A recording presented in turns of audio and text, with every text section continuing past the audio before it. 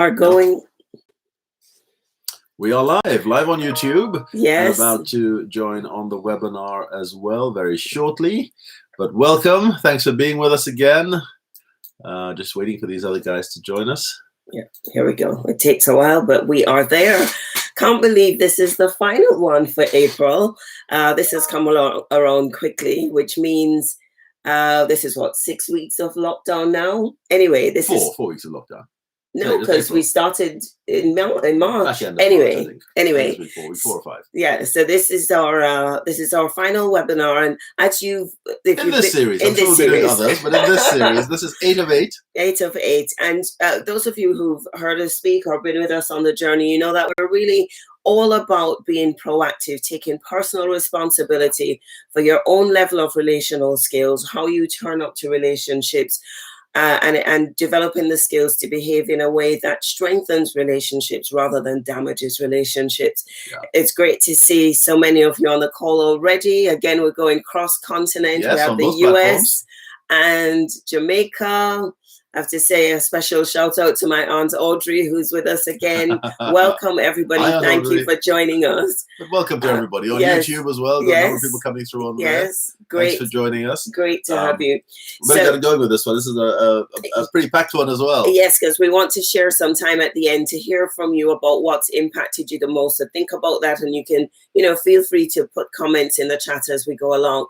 So we've shared the essence of what we're saying is that all relationships face hurdles, and success comes from being equipped ahead of time to handle the common hurdles that we'll face with misunderstood expectations and poor conflict resolution and all the things we know will hit us in one way or another. And as we shared last week, we looked at the way to be proactive through the model is to develop the skill and to manage the will, which is through the emotional bank account, which was our first session, wasn't it? The first session, the absolutely first one, session 1, looking at the emotional bank account. I guess most people don't realize that they can take control of their relationships and they can actually learn how to do relationships better. And that's been the whole drive of everything that we do at Soulmates Academy and 4 Habits Consulting, is showing people that actually not only can you understand what's going on in your relationships, but you can proactively, on purpose, give me another word for it, but actually do something to help improve your relationship on purpose. So it's about developing our own, what we call relational intelligence, so that we can intentionally build strong relationships around us, because we turn up better, we have better conversations, and we get better outcomes because we're coming in with stronger skills. So today we're going to be looking at skill. How do you develop skill? And remember, when we talk about skill, it's not just head knowledge. It's about developing, understanding the concepts, learning the tools and the techniques, and then practicing and applying them to the point where the 4 habits become your default response. Absolutely. Because usually the default responses that we have don't serve great relationships. They usually damage relationships. In a sentence, the 4 habits essentially are the skill that you need to do relationships well. Yeah. So we kept you waiting last time. We're going to go straight in and we're going to share with you what the habits are. And interestingly, when you think about the emotional bank account, 2 of the habits 1 and 2, help you minimize withdrawals. And remember, the withdrawals that we're all doing unintentionally, because nobody wants to wreck their relationships on purpose, but we're all doing things that are landing badly. And the other 2 habits 3 and 4, help you go on to build stronger, more emotionally connected relationships built on trust and respect, and communicating love and value in meaningful ways. So the first 2, minimize withdrawals, help you get along better in general, and the second 2 help you build really strong relationships and make deposits on purpose. So we'll share the habits by sharing the key challenge. So challenge number 1 that all relationships face is that we simply don't understand each other. And we spoke about this a bit when we spoke about different personalities. Usually we think we're right and they're wrong, and they need to change. Yep. So habit number 1, which again, we've shared a lot of this stuff in the TEDx talk that we did. If you haven't seen that, maybe go see that as well. It gives you another opportunity to put more context around the habits. Yeah. But you've got to get from here to practice actually doing some of these habits and doing something about them. But habit number 1 is be curious, not critical. when something happens and somebody does a response, thinks, feels, acts, behaves in a way different to you, take time to just think, why did they do that? Yeah. That's interesting. Why did they do this? Something must have gone through their head to make them do that. Why did they do that? Of course, you then need to do the work to actually understand why they did what they did. And that's what allows you to cut them some slack, bit more flex. Yeah, it's about anticipating behaviors and making allowance for people, adjusting your own approach the more you understand how things will land with them, and then just making allowance for people, especially under pressure. That's why really understanding differences is so important, and understanding the different perspectives, because usually the people who complement you the best, as we said, most difficult people to get on with. And when we say compliment, this is compliment, with an E, not an I. People who compliment your skills, not who tell you you're doing great. Yeah. The people who will best those are the ones that actually make for the best teams, because they have a skill set that is different to the skill set that you have. And they approach things differently. Because who was it? Somebody once said, if everybody was the same, one of us would be redundant. So better to have people with different skill sets. Once you can find a way to work together, then you can be a fabulous team. But it can be the most frustrating. And it was that experience and that learning that got us doing what we're doing now. Because on one level, we're the same. But when it comes down to attention to detail and creativity, so we're polar opposites. And that would drive both of us nuts. And that's until we understood this. Absolutely. I was going to say, and that's where the frustrations can lead to conflict, because if you don't know how to handle that, or you respond in a negative way or a bad way, or a way that's not appreciated, you can be straight into a conflict situation over and over again. And habit number 2, be careful, not crushing, is about how do we respond in a conflict situation? How do you do it in a way that is gracious, well received, isn't all about just me protecting myself and laying into the other person. It's about how do you actually come up with a careful response that is helpful for the situation and doesn't take you into a negative downward spiral. And also, how do you turn up well to conflict? We know it's going to happen, but for most people, it's a scary situation, and it doesn't have to be. It shouldn't be, actually. It's learning how to turn up well, even in conflict, how to take care of each other during the argument or the conflict situation, and how to come out stronger rather than behave in a way that damages relationships. So it's skills we have to learn, because we do not come wired with them. I was going to say, in the course that we teach on it, on how to build habit number 2, we talk about how do you prepare for the battle, because battle is going to happen, and then how do you fight fair during the battle, and then after the battle is very important, and not very many people do this. How do you come back and restore the connection? Because it's really important to do that for the long-term benefit of the relationship. Somebody's just asking if we're already going. Yes, Chin. We're absolutely in flow, so maybe check your network or your sound. Hopefully you can join us. So that's habit 1 and habit 2. Habit 3 is about the challenge that we have is we just don't know how to discuss really deep-seated issues, and we each have these core values and beliefs that drive our behavior. When you've crossed somebody's core value, or you've stepped on a nerve, for want of a better way, because they respond in such a visceral, with such a strong negative response that it just doesn't seem, what you said or what you did seems so trivial compared to the response. When that happens, you've really stepped on a nerve, really often making them feel disrespected in some way and breaking trust in the relationship. So habit 3, ask, don't assume, is learning to have those courageous conversations. That's the key thing. About the things. Having those conversations. Because if you don't, people are just left with assumptions, which can be false assumptions. And you really need to I don't want to say thrash those out, but flesh those out, have those conversations, talk about it, and that's what allows you to move forward. Yeah, and a key part of that is being very clear on what your own values are. Quite often we don't stop to think about that, but unless we know our values, we won't have healthy boundaries around the things that are important to us, and other people won't be able to respect our values, and then we can feel disrespected when they're crossed. But if we've not even articulated them to ourselves, things around that, wanting to spend time with your partner or with your children, and being pulled into work situations that might compromise that, or whatever the values might be, things that are important to you. You need to create healthy boundaries around them and have that conversation. Quite often people feel like they can't talk about it, or it's not going to be received well, or they feel too vulnerable, and that's why they don't do it. But these are the things that build trust and respect. And then the fourth habit, number 4, is connect before you correct.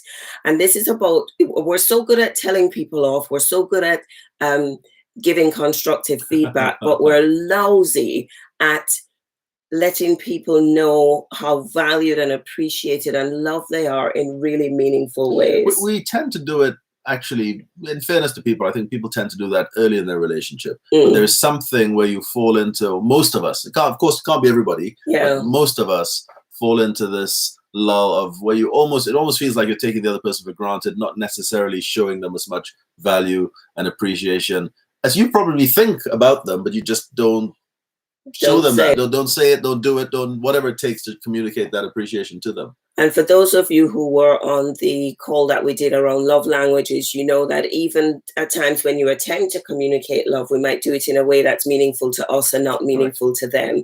So this is about learning the skills of being able to intentionally speak love, value, appreciation in a way that lands powerfully with people around us. Love languages is a key part of that. Genuinely learning to listen, and listen with empathy, and validating people by just making them feel heard is such a crucial part of habit 4. And those are the skills that we need to learn and practice, rather than just hearing the highlights. What do I do in the moment? That's what makes a difference. And I was going to say, to add to that, in the lockdown that we're all in now, under COVID-19, whether the person is with you or the person is over distance, maintaining that connection now is crucial. Because if you're in a pressure cooker situation, for want of a better expression, or locked down in the home, and you're not on the same page, that can be a terrible feeling for a lot of people. So building the connection in that space is so important.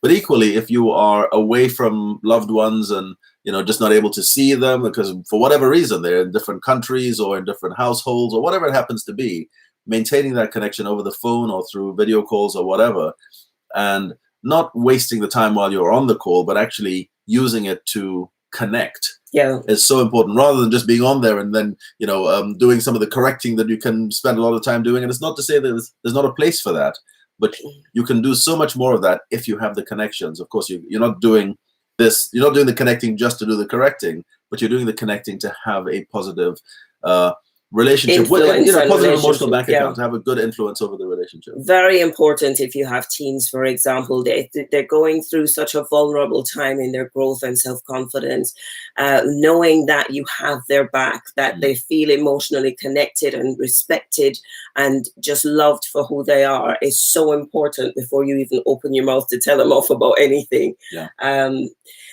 Listen, there is so much more we could go into. As John said, you can find out more details about the 4 habits by going to look at the TEDx talk, which gives a bit more example around them. All the sessions that we've done so far are on YouTube. On the YouTube channel, Soulmates Academy YouTube channel. You can find everything there. So just go onto youtube.com and look for Soulmates Academy, and you'll find all the sessions. They're all in the playlist, all under the COVID-19 relationships playlist. So you'll find everything nice and easy there. But we can only touch on snippets, highlights. It's always such a rush to get everything into the 15 minutes. What we've done for COVID-19, do you want to tell them about the course? Sure. So what we've done is the online course, which is, I think it's about 6 or 7 hours if you were to put the whole thing together. It's actually 4 courses that we've packaged together, one on each of the different habits. In fact, there are 2 on habit 2, because conflict is such a big old topic. But each of the courses is about an hour to an hour and a half long. We've put them all together and bundled them into something called the 4 Habits online course, which again, you can find it on our website. If you go to the4habits.com, you can find the course there. And what we're doing is, for a limited season, clearly we can't do this all the time, but for a limited season, we're giving 75% off the course if anybody's interested in buying that. which brings the price down from, I think it's normally just inside £200 down to just under £50. So if you'd like to do that, please take us up on that offer. Yeah, there are lots of resources we have on the website as well. So the point is, if you want to go deeper and really start building your own relational intelligence, your level of skills, changing the way you turn up in situations in general, there are tools, there are things available to help support you through that journey. To make a habit out of it. Make a habit. Having the head knowledge is one thing. It was really interesting when we first did the TEDx talk. Somebody summarized the 4 habits and put them up there, and a lot of people said, "Isn't this great? I don't have to listen to 15 minutes of this thing, and I know what to do." And another person said, "Well, look, if you can't spend 15 minutes just listening to a talk, how on earth do you expect to do what it takes to have a great relationship?" So you need to go from head knowledge to heart knowledge to practice. Again, just making that point there. So we're out of time again, but in the last, like in 30 seconds, anything that's landed well with you in the series that we've done? Essie, I just saw your question. Yes, hopefully the course conversation we just had would really help, and we can talk about that offline. What impacted you the most? As we kind of wrap things up, it would be great to know what you've taken from the sessions, what you're going to be doing differently, just changes that you might want to make in your relationship. Feel free to add the comments there. And as you type away, I just want to say, really glad to have had you all on the call. I see it was Aunt Audrey and Uncle Johnny. I see my sister from the US. I see Glenda. Chinyeni, I hope you managed to get on the call. Essie, you've been with us for the whole time. Kieran's asking about an e-certificate. We send you a certificate to say you've completed the course once you've done it. So yes, that's there. And there's a whole lot of people on YouTube as well. We can't see all your names on there, but hey, thank you for being with us. Oh, I should have said the code to use, and I have it here, is COVID-19 support. If you want to get the 75% off. COVID-19? No, just COVID-19. COVID-19. COVID-19 support, and use that to get the 75% off.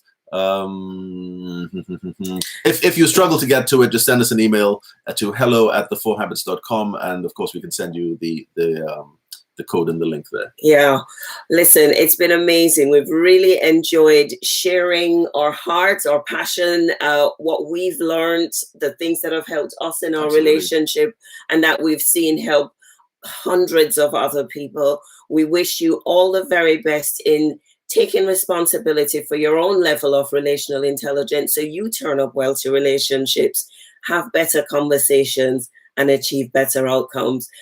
Connect with us through the website, through hello@the4habits.com. And we wish you all the very best. Stay safe and stay well through the lockdown and beyond. Share the word. The link will be there on the YouTube channel for a while. We can't promise it. We can't leave it up there indefinitely, but it will be there for a season. So one last quick question: is it is it case sensitive? It's not case sensitive.